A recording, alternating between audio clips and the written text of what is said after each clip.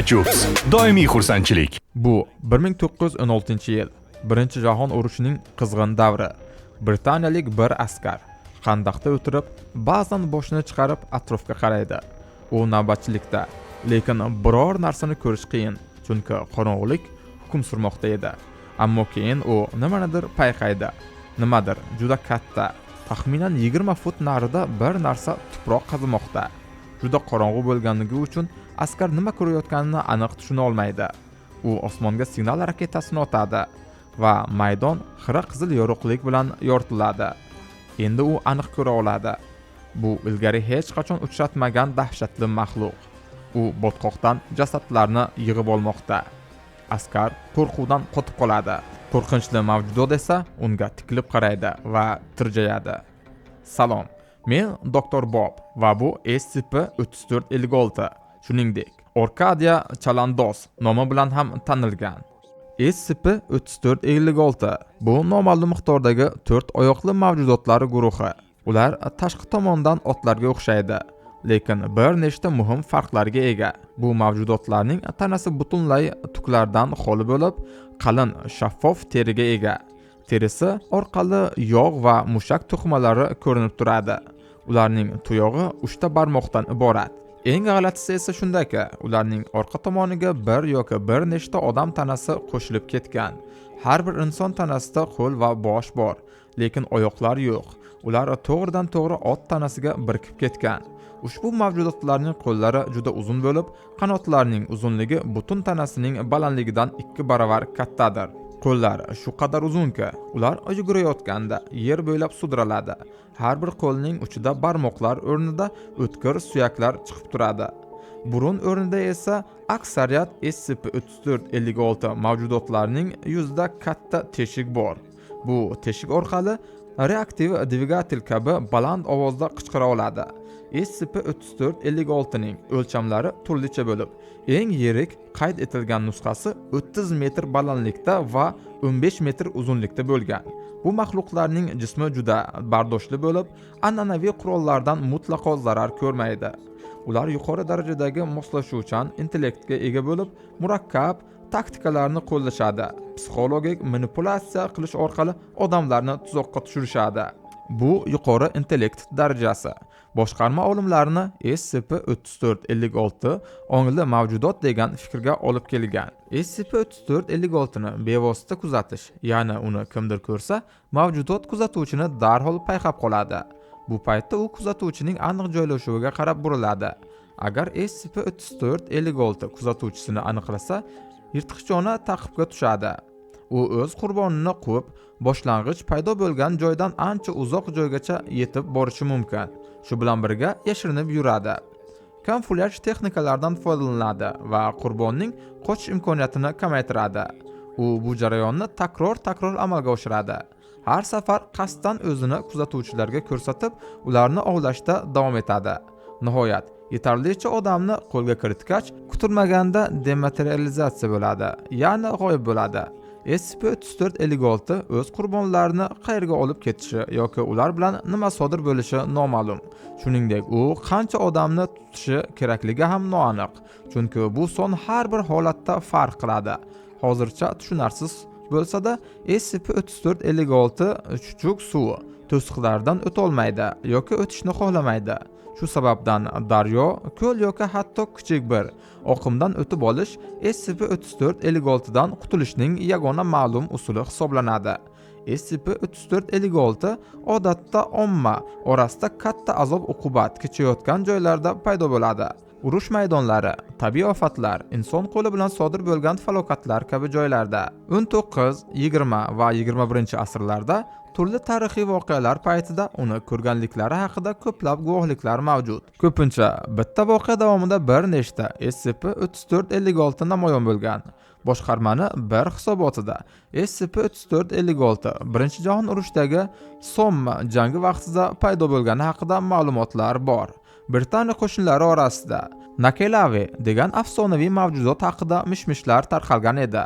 Orkadia mifologiyasiga ko'ra, Nakelave otga o'xshash dahshatli jin. ko'plab SCP'lar kabi bu qadimiy ertak ham haqiqatga asoslangan ekanligi ma'lum bo'ldi. Britaniya piyoda askari Dave Harkand urush kunlari yuritgan kundaligiga jang maydonida g'ayritabiiy ulkan tuyoq izlari paydo bo'lgani va askarlarning sirli ravishda yo'qolib ketganini yozib qoldirgan. Uning yozuvlariga ko'ra, bir askar nemislar tomon o't ochayotgan paytda to'satdan oyoqlari ostidagi botqoq qaynay boshlagan. Hech kim reaksiya bildirishga ulgurmasdan botqoq har tomonga sochilib ketadi va atrofdagi askarlar yerga qulab tushadi. O'sha askar butkul yo'qolgan edi. Hatto biror bo'laga ham qolmagandi. Harkand askar g'oyib bo'lishidan avval botqoq ostidan paydo bo'lgan o'tkir suyaklar uni tortib ketayotganini ko'rganiga ishonch komil edi. Ko'p o'tmay Harkand jang maydonida Arkadiya chavandozini ko'rdi va mavjudot ham uni payqaydi. U SCP-3456 ning botqoqdan jasadlarni ko'tarib zulmat ichiga olib ketayotganini kuzatadi. Miltiq bilan unga o'q uzadi, lekin hech qanday natija bo'lmaydi. Kunlar o'tib, bu yarim odam, yarim ot mavjudot har kecha maydonda paydo bo'lishda davom etadi. Har safar yarador askarlarni yig'ib zulmat tomon olib ketar va orqaga qarab Harkandni go'yoki masxara qilgandek yoki o'zining ortidan ergashishga chorlagandek ko'z tikib turardi. Ko'p o'tmay jang maydonida SCP-3456 ning bir necha nusxasi paydo bo'ladi. Ayrimlarining orqasida bir nechta odam tanasi birikib ketgandi. Ular tuzoq qo'ya boshlaydi. Botqoqqa ko'milib ustidan yugurib o'tmoqchi bo'lgan askarlarni kutishadi. Natijada Dave Harkand Somma jangda bedarak yo'qolgan deb e'lon qilinadi va ko'pchilik u kuzatgan SCP-3456 nusxasi tomonidan olib ketilgan deb taxmin qiladi. Fukushima, Yaponiya 2011-yilgi zilzila va yadro falokati SCP-3456 bilan bog'liq. Yana bir holat 2011-yilgi Fukushima zilzilasi va undan keyingi yadro falokati davomida qayd etilgan. O'sha vaqtda 2,5 mingdan ortiq kishi bedarak yo'qolgan edi. Zilzila ta'sir qilgan hududlarda bir nechta SCP-3456 mavjudoti kuzatilgan va SCP boshqarma razvedka guruhlari tekshiruv o'tkazish uchun yuboriladi. Ikki guruh mavjudotlar bilan duch kelgan zahoti butkul yo'q qilinadi. Bitta guruh evakuatsiya qilingan shaharlarni aylanib chiqib, hech qanday anomaliyani topa olishmaydi. Ammo keyin shahar markazidagi kesishmada harakatsiz turgan SCP-3456 ni payqashadi. Ular Arkadiya chavandoziga ko'z tikishlari bilanoq ot tanasiga osilib turgan inson tanasi to'satdan tik turib oladi va qo'llarini harakatlantira boshlaydi. U atrofdagi binolarni vayron qilib, shahar infratuzilmasiga jiddiy zarar yetkazadi.